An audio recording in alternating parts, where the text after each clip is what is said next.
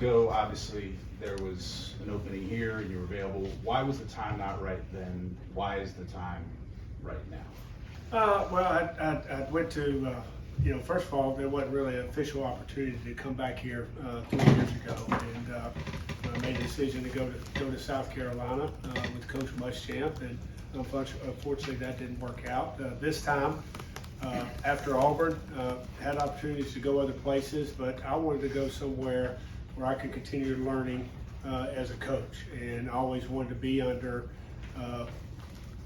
Coach Smart's under the Coach Saban tree and learn how they practice, how they organize, how they went about things. And I tell, even tell recruits, you want to go somewhere you're developed. And I came here last year, to try to get developed more as a coach. And it was really a learning curve. And, those guys took me in, and it was very, very positive. With Coach Monking going to the NFL, the opportunity presented itself to be coordinator, and felt comfortable about being here. Athens is a great place. I met my wife here. My kids were born here, and you're at a place working for an administration that believes in what we're doing, our head coach that has a plan of how to do things, and to be part of this program that I played at, went to school, graduated from the University of Georgia. I couldn't pass that opportunity up. But I didn't come here to be, 2 years ago or last year, to be the offensive coordinator. I came to learn and continue my growth as a coach, and it just happened to work out that way. Yeah, follow up on that. Coach Hartley the other day mentioned there's north of 20 alumni, Georgia alumni working in the program. How does that factor into recruiting and telling recruits just what this university can provide for you even after you're playing for yourself? Well, I think it's actually, 26 alumni work in the football department with football. And, when you recruit a young man, there's never going to be 100% stability, but, they're looking for stability. You hear those saying, don't go, for the coach, you got to go for the school and where you fit in. But at the same time, recruits are going to go, be attracted to certain coaches. And I think that's a selling point, that you've got coaches on this staff that love the University of Georgia and that are here, to help the University of Georgia be the best they can be in all areas, not just on the field. And it's important to guys that graduated from here that this place is successful in all areas. And I think that's a selling point to the recruits. And Mike, I'm curious, how tough is it when you've run your own program to, I don't want to say take a step back, but to start working again for somebody when you've been the guy in charge for a number of years? Is that tough to do? The question is, how tough is it to run your own program?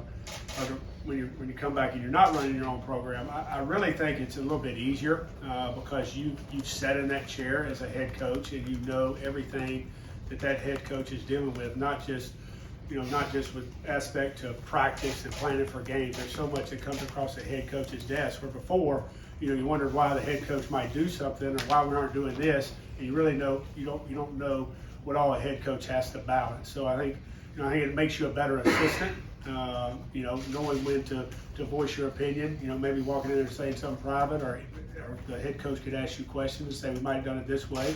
And then you know how to be a good soldier because you've been in that chair and you know what your responsibility is. And your number one responsibility is to be loyal to the head coach. Mike, what have you seen from the quarterbacks to this point in fall camp? And when you look specifically to Saturday, that first scrimmage, what are you looking for from all three of those guys? Hey, we're basically finishing up our last day of install today, and then tomorrow will be a review, and then we have the scrimmage. But I've been pleased with all the quarterbacks. We've been focusing on the process of each practice and each install, and focusing on what we can control in that moment. These guys have done a great job. They've been ups and downs, but they've been focused. They've come into every meeting ready to go, prepared before the meeting. And then Saturday, it's a scrimmage. It's the closest thing that we can get to a game. It's how are you going to handle those situations when you're out there with a team by yourself. There's no coaches on the field. And the bottom line for a quarterback is, can we execute? Are you going to be able to execute and get us in the right play, get us in the right protection, run the offense, handle third down situations, red zone situations, and that's what we're looking for, handling those situations in a game and having continuity on offense. Hey, Mike. Mark? Would you say you're bringing any sort of extra edge to the job this year, given the last two coordinator stops? You didn't have as much success as you're accustomed to. I think I have the same edge that I've always had. For whatever reason, those things didn't work out, and when those things don't work out, you look yourself in the mirror. You don't point fingers or make excuses. They didn't work out, and come here with the mindset that I'm doing everything possible to help us be successful at the University of Georgia, and that's my edge as an offensive coach. It's not, okay, this didn't work last time, in this situation, I got to prove myself this time. I always tell the players, there are going to be moments that we have failures, and you keep getting yourself back up on your feet, because what's on the other side of failure is success. And keep putting yourself out. We know this job has pressure. There's pressure that comes with this job. I've sat in this chair. I understand those pressures, and I think I'm older and have more experience now to handle those pressures and focus on our football team, especially our offense, what I'm in charge of, and getting them ready to practice on a daily basis and getting ready to play on Saturdays. Yeah, Coach, y'all obviously had some roster turnover. Darnell plays such an impactful role for you guys. Stetson Bennett's ability is very different than maybe what you might be playing at the position this year anyways.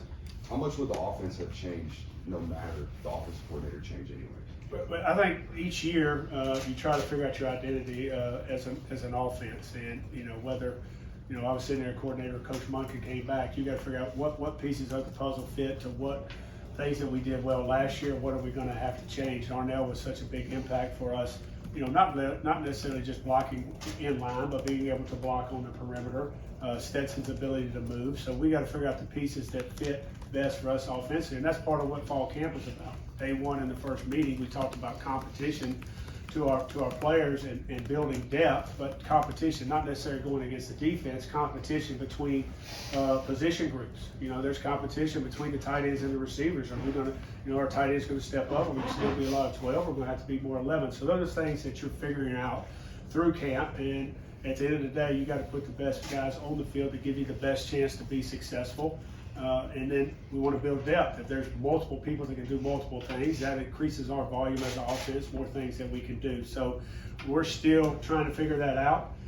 Practice, we got a good feel for it right now, but we still got to go play on Saturday in the scrimmage and fine-tune things the next 8-9 days until the second scrimmage is over. How you doing, Mike? Yep. Since you've been here last, Georgia's won 2 national championships and played for another, and it would appear, just based on roster size and speed, that has changed and increased in the time you were away and at other places. I just wonder if you can validate that, and once you got down there in the weeds and you start figuring out who can do what and who's got what skill level, and how does that play into what your philosophy is going to be? Well, I think the number one thing, I think they've done a great job of recruiting around here, and there's always been good players at the University of Georgia, but I think Coach has done a great job of building depth at all the positions. 1s, 2s, 3s, and the way we practice, the way that we go about it, develop guys, 2-spot things. Guys are constantly working on their craft. Whether you're a 4th-stringer today or a 1st-stringer, you're getting reps like the 1st-string guys. So guys can develop, and I think that helps, them being able to play faster, or when their opportunity comes, be an injury or guys graduate, they're able to step up and play at a successful level and got a chance to compete. That would be the number one thing for me, is the depth that is here now, and the development, and Coach Smart does a great job of having a plan of developing these guys. And there's never a meeting that goes by that development isn't stressed by our head coach of, you're not just coaching the first team or the second team, you're coaching everybody out there.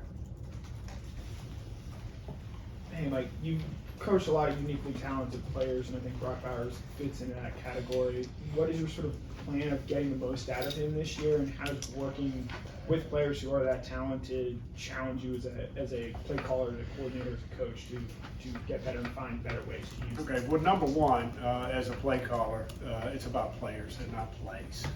That's number one. Your job as a play caller, if a guy's got a unique ability to make plays and plays that turn into explosive, we got to find do a good job as a staff of designing plays that get him touches. as far as of getting the best out of Brock Bowers, you're going to get the best out of Brock Bowers every single day. He is not a guy that needs to be motivated. He's locked in every meeting, every walkthrough. I've had the good fortune of sitting in the tight end meeting room last year and being able to see, how he's a guy that when Coach Hartley would mention it one time, he got it. He did not need a lot of reps. He's extremely smart, and he's very humble. He reminds me a lot of a guy like Nick Chubb when I was here before, that just went and worked every single day.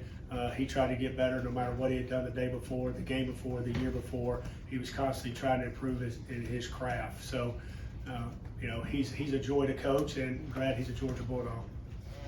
Michael, when we talked to Coach Monken last winter, he really praised you and said that you would do all the little things to try to help. What was your mindset as an analyst and just the ways you wanted to be able to help?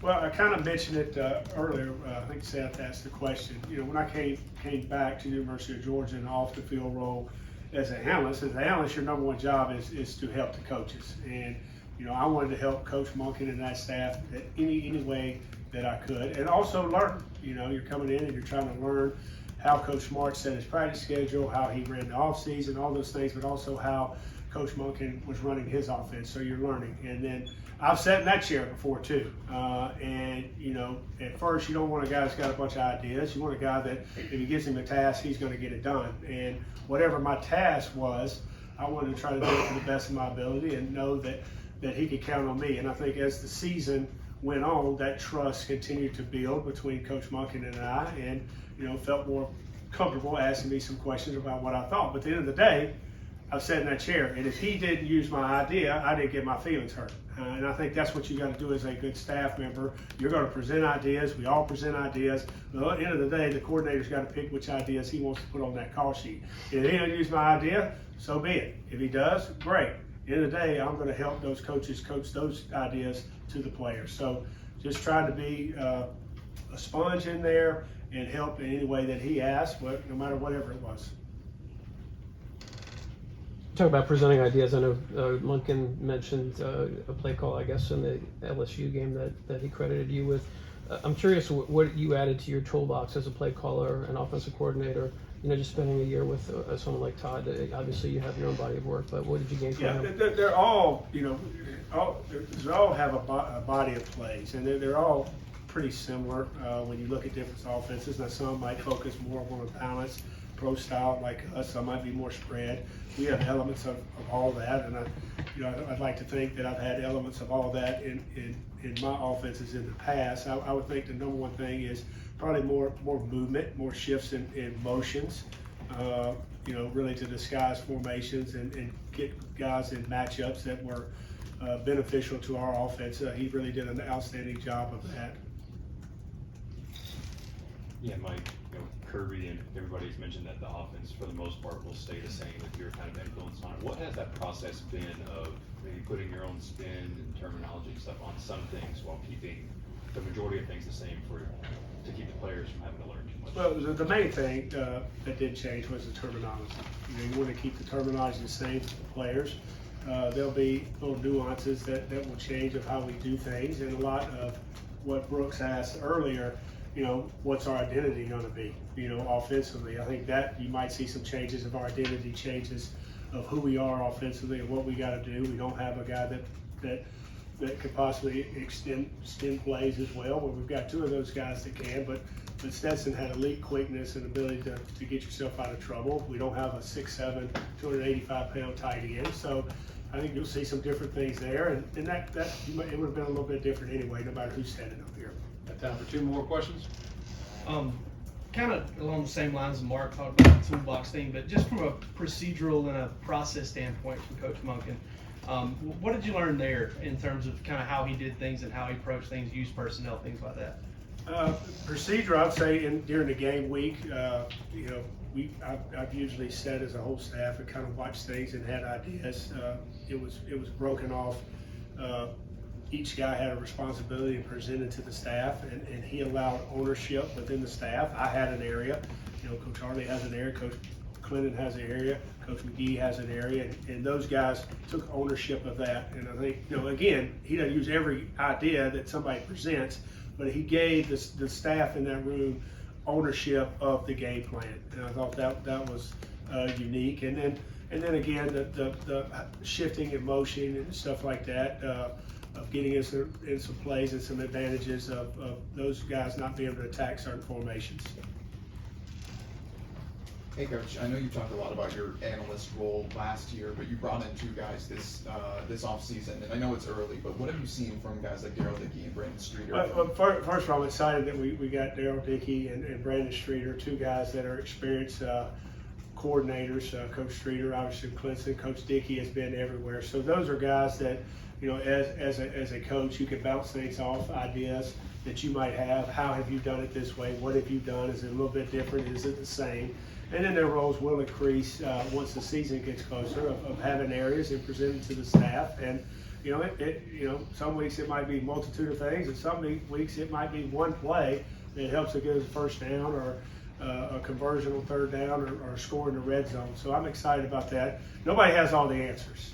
Okay, I've never had all the answers. I think if Coach Munkin was sitting up here, he would say he didn't have all the answers. So you're in that staff room, you're looking for ideas, and you're looking for fresh ideas, maybe a spin on the way that you've done something in the past that will give you advantage that the defense might not be able to recognize. So it's all about ideas and putting ourselves in a position where we can be successful in offense.